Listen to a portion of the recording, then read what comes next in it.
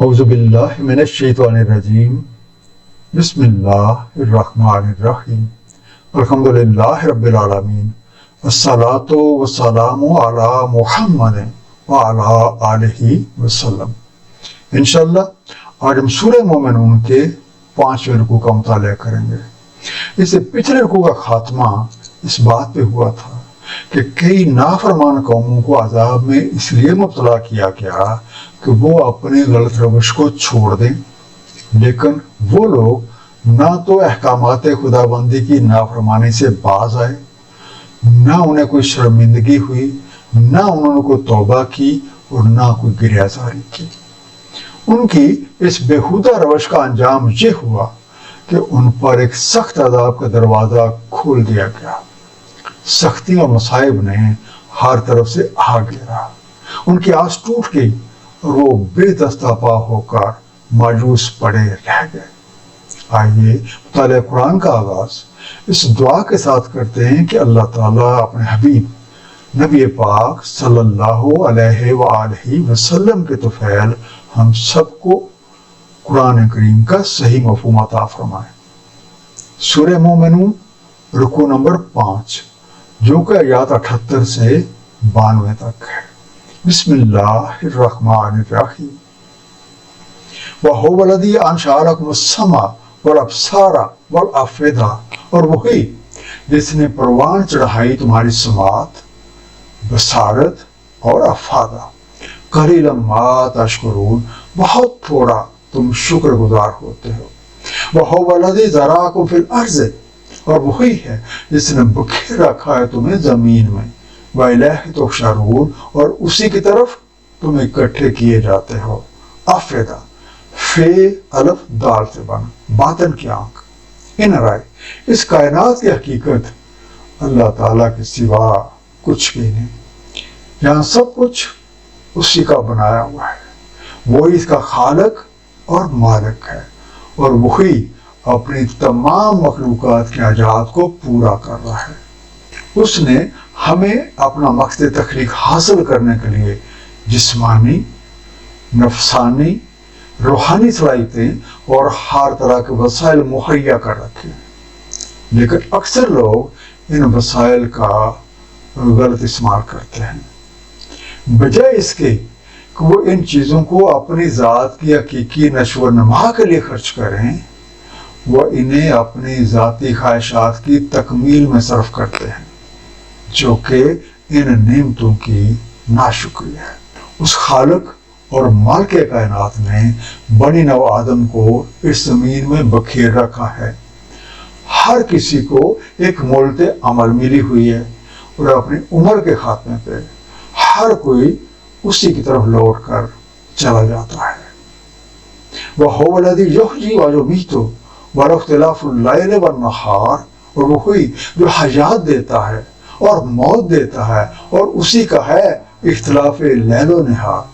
افلا تعقلون، کیا تم عقل نہیں کرتے؟ بل قالوا مثل ما قال الاولون، بلکہ انہوں نے کہا اسی کی مثل جو کہا ان سے پہلو نے۔ قالوا اذا متنا وكنا ترابا وعظاما انا لمبعوثون، انہوں نے کہا کیا جب ہم مر گئے اور ہم ہو گئے خاک اور ہڈیاں، کیا ہم ضرور مبعوث کیے جائیں گے؟ اس خالق اور مالک کائنات نے زندگی اور موت کا نظام وضع کر رکھا ہے، اور وہی غیب، ظاہر اور غیب کے اس نظام کو چلا رہا ہے، جو کہ اللہ تعالیٰ کی نشانیوں پہ غور و فکر کرنے والوں کو خوب دکھائی دیتا ہے۔ موت وہ حقیقت ہے جس سے کوئی بھی انکار نہیں کرتا، اور انسان اس قدر بیوقوف ہے کہ وہ موت سے ڈرتا ہے، حالانکہ موت ہی انسان کی سب سے بڑی محافظ ہے۔ ملکل موت کی جہاں یہ ڈیوٹی ہے کہ وہ جان قبض کرے، وہاں ملکل موت کی یہ بھی ڈیوٹی ہے کہ وقت معین سے پہلے کسی آدمی کی جان قبض نہ کرے۔ موت سے آپ ڈریں یا نہ ڈریں، اگر عمر باقی ہے تو ملکل موت اس بات کا پابند ہے کہ آپ کو اس دنیا سے نہ لے جائے، اور اگر وقت پورا ہو گیا ہے تو آپ ایک سیکنڈ بھی اس دنیا میں نہیں رہ سکتے۔ یہ ایک ایسی حقیقت ہے کہ دنیا کا کوئی بھی فرد اس کا انکار نہیں کر سکتا۔ موت کی طرح دوبارہ اٹھایا جانا بھی حقیقت ہے، لیکن جو لوگ عقل و فہم سے کام نہیں لیتے وہ اس حقیقت کا انکار کرتے ہیں اور یہ کہتے ہیں کہ یہ کیسے ممکن ہے کہ جب ہم مر کر خاک ہو گئے تو ہمیں دوبارہ اٹھا کھڑا کیا جائے گا۔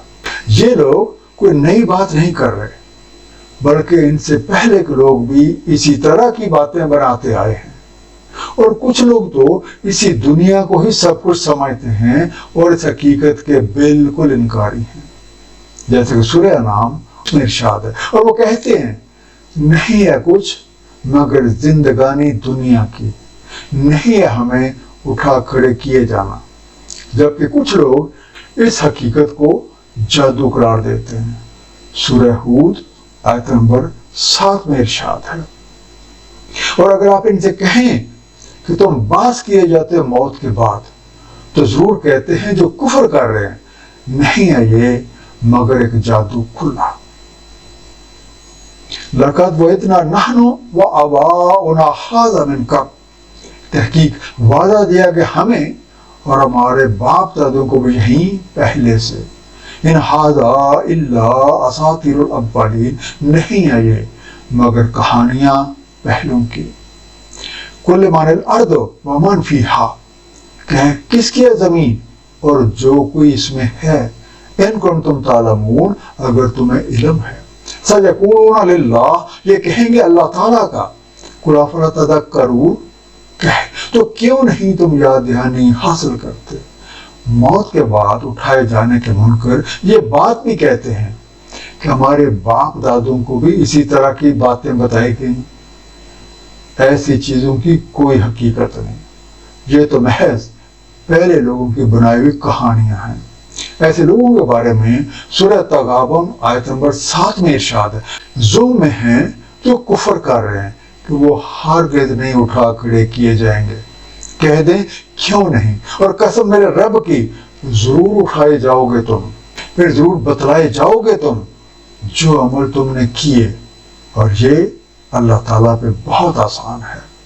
حقیقت یہ ہے کہ بہت سے لوگ اب بھی قرآن کریم کے بیان کردہ حقائق کو قصے کہانیاں سمجھتے ہیں، حالانکہ یہ تو ہماری بایوگرافی ہے۔ جیسے کہ سورہ انبیاء آیت نمبر 10 میں ارشاد ہے، تحقیق ہم نے نازل کی ہے تمہاری طرف ایک کتاب جس میں تمہارا ہی ذکر ہے، تو کیا تم عقل سے کام نہیں لیتے؟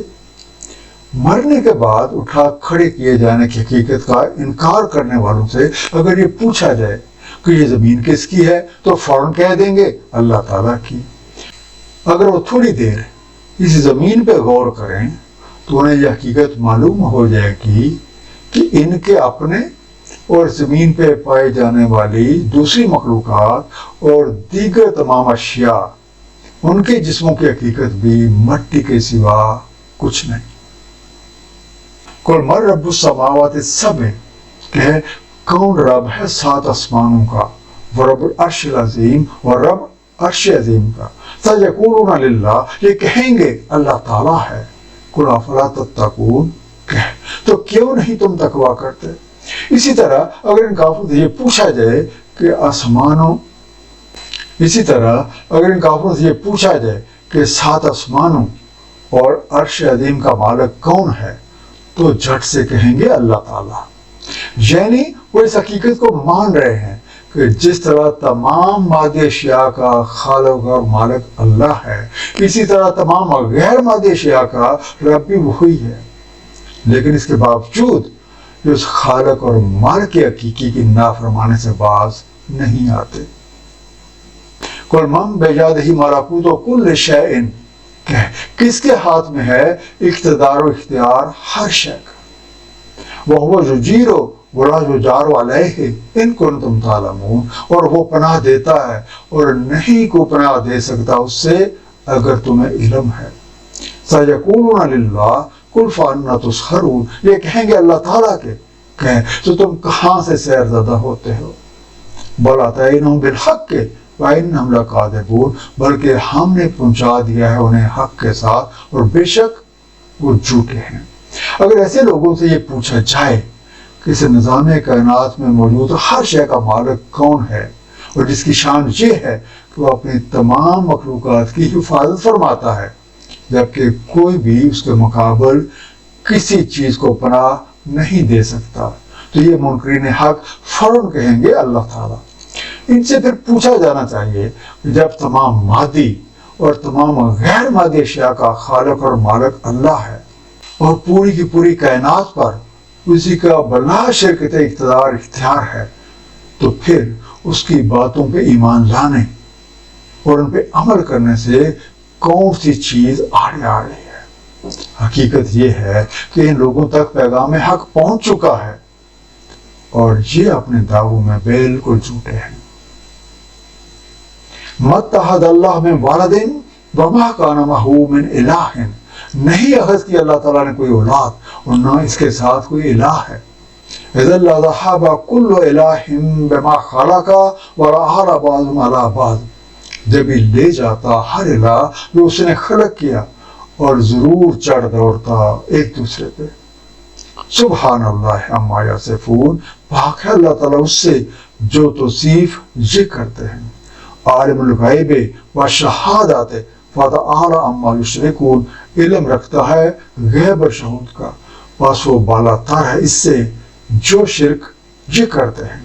حقیقت ناشناس اور ناشکر لوگوں کا یہ کہنا کہ اللہ تعالیٰ نے کسی کو اپنی اولاد بنا رکھا ہے بالکل غلط ہے، اور اسی طرح یہ بات بھی بے حقیقت ہے کہ اس کے علاوہ کوئی اور الہ بھی ہے۔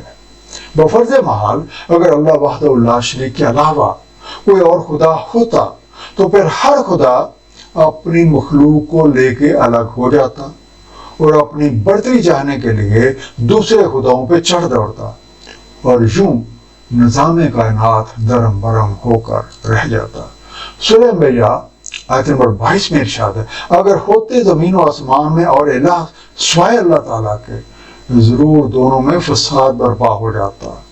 پاک ہے اللہ تعالیٰ رب عرش کا اس سے جو وصف یہ بیان کرتے ہیں۔ اس خالق اور مالک کے حقیقی کی شان تو یہ ہے کہ وہ ہر چھپے اور ہر ظاہر کا مکمل علم رکھتا ہے، اور وہ ان تمام باتوں سے اعلیٰ و بالا ہے جو یہ کم فہم لوگ بیان کرتے ہیں۔ 5ویں رکوع کا خلاصہ، اس کائنات کی حقیقت اللہ تعالیٰ کے سوا کچھ بھی نہیں، سب کچھ اسی کا ہے۔ وہی خالق اور مالک اپنی تمام مخلوقات کی حاجات پوری کر رہا ہے۔ اس نے ہمیں اپنا مقصد تخلیق حاصل کرنے کے لیے ہر طرح کے وسائل مہیا کر رکھے ہیں، لیکن اکثر لوگ ان کا غلط استعمال کرتے ہیں اور ان چیزوں کو اپنی ذات کی حقیقی نشو و نما اور مخلوق خدا کی بڑائی کی بجائے ذاتی خواہشات کی تکمیل میں خرچ کرتے ہیں، جو کہ ناشکری ہے۔ کائناتی نظام ایک دائرے کی حرکت کی طرح کام کر رہا ہے۔ چیزیں غیب سے شہود میں آتی ہیں، اپنا مظاہرہ پیش کر کے غیب میں ہی لوٹ جاتی ہیں۔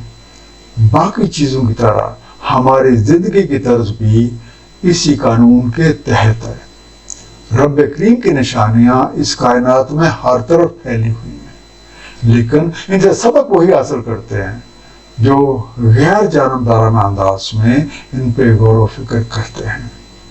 اللہ تعالی ہم سب کو قرآن کریم کو صحیح طور پہ سمجھنے اور اس پہ نبی پاک صلی اللہ علیہ وآلہ وسلم کی سنت مبارکہ کے مطابق عمل کرنے کی توفیق عنایت فرمائے۔